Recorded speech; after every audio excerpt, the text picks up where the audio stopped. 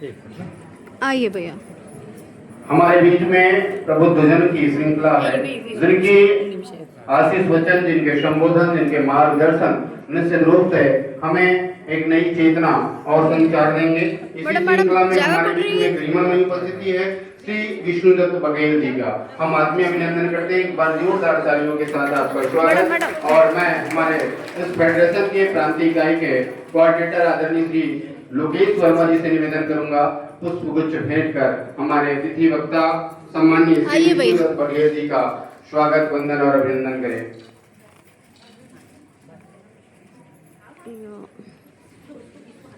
और आइए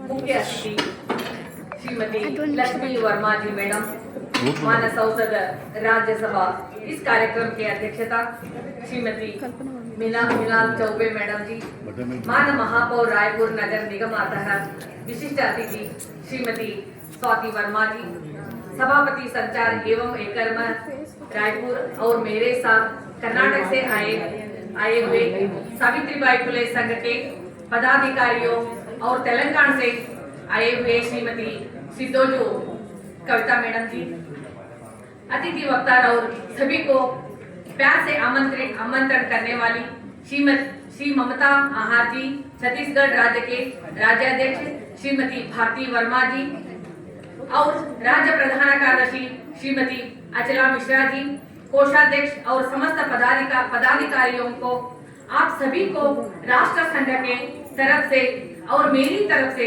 हृदयपूर्वक नमन अर्पित करती हूँ। इस सभा में उपस्थित सभी मीडिया वालों को और पत्रिका माध्यम को अभिनंदन और साथ में मंचोन्मुख उपस्थित सभी को हृदयपूर्वक अभिनंदन।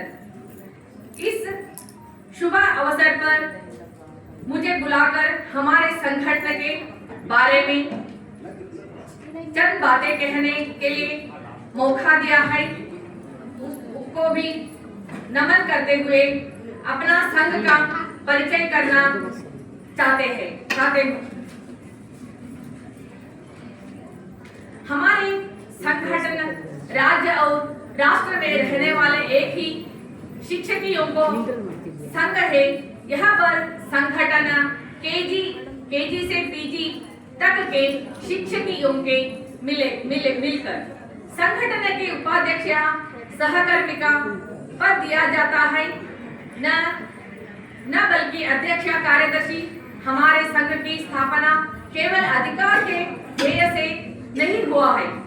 शिक्षकियों को अपना एक व्यक्तिगत मांग रहते हैं और अपने पेशावर की समस्याएं रहता है। उन विषयों के मुक्त रूप से चर्चा करके उसका हल पाना ही हमारे संघ का मुख्य लक्ष्य है। हमारे संघ पूरे कर्नाटक के हर एक जिला में और हर एक तहसील में स्थापित हुआ है और उतना ही नहीं, हर एक तहसील में सभी एकता से बहुत ही तत्परता से काम निभा रहे हैं। उतना ही नहीं, कर्नाटक में यह संगठन उच्च स्तर में खड़ा है, पर भी शिक्षकियों को एकता लाने के ध्येय से नई दिल्ली में इस संघ को सहकारी संघ में रजिस्ट्रेशन करवाया गया। यह बहुत बड़ी खुशी की बात है कि प्रथम रूप से इस वीर रानियों के छत्तीसगढ़ राज्य में हमारे सावित्रीबाई फुले राष्ट्रीय शिक्षकियों को संगठन उद्घाटन हो रहा है। यह बहुत गर्व की बात है। जिस तरह महारानी प्रफुल्ला कुमारी देवी, रानी पद्मावती देवी और अन्य देवियां ब्रिटिशों के विरुद्ध और हैदराबाद निजामों को विरुद्ध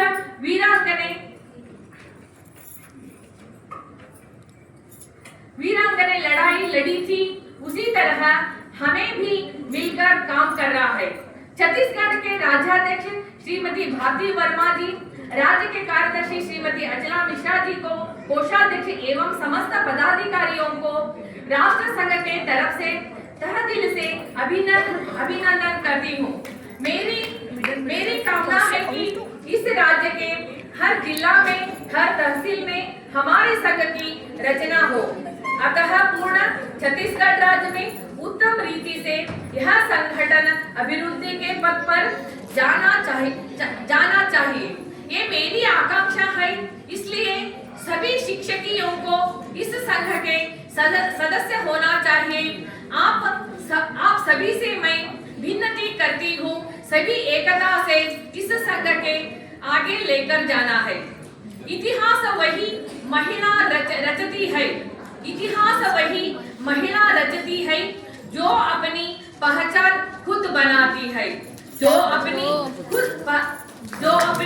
पहचान खुद बनाती है। सिंहासन उन्हीं को मिलाता है जो नेतृत्व करना जानती है। और रानी पद्मावती यहाँ साबित किया कि एक महिला राजनीति और कला दोनों के सुरक्षित हो सकती है। माता सावित्रीबाई फुले जी की जीवन हमारे लिए एक मार्गदर्शी है। इस भारत देश में ब्रिटिशों को सत्ता थी, उसी समय भारत की प्रथम शिक्षिका ख्याति पाने वाली सावित्रीबाई फुले आपने अपने पति ज्योतिबाई फुले से शिक्षा पाकर उस जमाने में अनेक शालाओं को खोलकर स्त्रियों को उचित शिक्षा देने का प्रयास किया। उस प्रयत्न में बहुत सारे अपमान को सहना पड़ा, फिर भी दृढ़ता के साथ अपना काम निपटान के साथ उस जमाने के ज्वलंत सामाजिक अनिष्टों को बाल विवाह, केशमुंडन, सती प्रथा और विधवा पर होने वाले अत्याचारों को खंडन किया। माता सावित्रीबाई फुले जी स्त्रियों की शिक्षा के जाथा प्रमुखता थी। उनका मानना था कि एक शिक्षित महिला एक सशक्त समाज की नींव होती है। अगर सावित्रीबाई फुले जी स्त्रियों को शिक्षा न दी हो तो क्या होता? थोड़ा कल्पना रे दिए।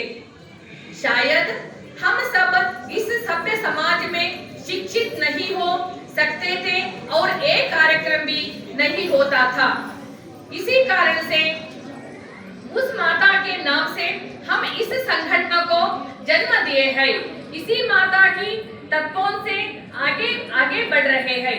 हमारे कर्नाटक में माता सावित्रीबाई फुले संगठन से प्रमुखतः कामनी बार रहे हैं। प्रथम रूप से माता सावित्रीबाई फुले जी की नाम से कन्नड़ फिल्म सावित्रीबाई फुले बनाया गए। उस फिल्म का उद्घाटन हमारे संगठन से ही हुआ। यहाँ हमारे लिए शान की बात है। प्रतिवर्ष सावित्रीबाई फुले जी की जन्मदिन को हर एक शाला में आयोजन करने के लिए सरकार के तरफ से निर्देशन कर जाया गया है। शिशुपालन के अवकाश के बारे में हमारे संघ के प्रथम रूप से आवाज उठाई, उसमें भी हम सफलता पाए। और उतना ही नहीं, हर महीने एक दिन के ऋतु चक्र के अवकाश पाने के लिए हमारे संघ ही मूल रूप से सरकार को निवेदन किए, इसमें भी सफलता पाए हैं। जब पूरा विश्व कोरोना से त्रस्त था, तब हमारे संघ के शिक्षकियां जनता को आत्मस्थैर्य बढ़ाने के लिए हर हफ्ते 2 दिन संसाधना व्यक्ति से योग, ध्यान, कानूनी सलाह, शैक्षणिक क्षेत्र के विशेष योजना के बारे में स्वास्थ्य के संबंधित जागृत करना और एसएसएलसी स्टूडेंट को ऑनलाइन क्लास किया है। उतना ही नहीं, कोरोना वॉरियर्स को अपने संघ के तरफ तरफ से मास्क और मेडिकल किट वितरण किया है। प्रस्तुत दिन में भी स्त्री शोषण से मुक्त नहीं है, यह बहुत बड़ी दुख की बात है। हिंदी के कवि मैथिली शरण गुप्त ने कहा है, अबला जीवन है तुम्हारी, आंचल में है दूध और आंखों में है पानी। मगर यह समस्या आज कहीं कहीं दिखती है। इस समस्या का हल अपना संघ से स्त्रियों को मुक्त रूप से बातचीत करने के लिए सहायवाणी खोली है। कर्नाटक राज्य में सितंबर 5 को डॉक्टर राधाकृष्णन दिन को शिक्षक दिवस रूप में मनाया जाता है। इस अवसर पर राज्य स्तर के कार्यक्रम में उत्तम शिक्षक सम्मान पत्र ज्योतिबा फुले के नाम से और उत्तम शिक्षकी सम्मान पत्र सावित्रीबाई फुले नाम से दिया जाता है। यह हमारे लिए गर्व की बात है। जनवरी 3 हमारे कर्नाटक में सावित्रीबाई फुले जी की जन्मदिनों को बहुत ही अर्थपूर्ण रूप से मनाता है। इस पवित्र दिन पर हम अनाथाश्रम, वृद्धाश्रम जाकर आवश्यक सामग्रियों का देकर उनके साथ समय बिताकर उनके आत्मस्थैर्य को बढ़ता है। माता के जन्मदिन के कारण शैक्षणिक कार्यागार व्याख्यान माला को आयोजित किया जाता है। हमारे संघ केवल इच्छाओं को पूर्ण न करते हुए शैक्षणिक और समाज उन्नति की कार्य भी करते हैं। वर्ष के प्रारंभ में महीने के विशेष कार्यक्रम के सूची बनाकर इस वर्ष के क्रिया योजना तैयार करके लो कॉस्ट कार्यक्रम को आयोजन किया जाता है। मैं आप सभी से यही उम्मीद रखती हूँ कि छत्तीसगढ़ के सभी जिला और तहसील में इस संघ के रचना हो। मिलकर कार्यक्रम के आयोजन करते हुए अपने मांग को सरकारी तक पहुंचने का काम होना चाहिए और उसमें सफलता भी पाए। मैं आशा करती हूँ कि छत्तीसगढ़ में सह संघ उत्तम रूप से कार्य निभाएगा और अंत में मैं सभी को यहाँ कहना चाहती हूँ कि पंखों से नहीं हौसले से उड़ाना होती है और जिस घर में नारी का सम्मान हो वही असली पहचान होती है। सभी को सहृदय धन्यवाद।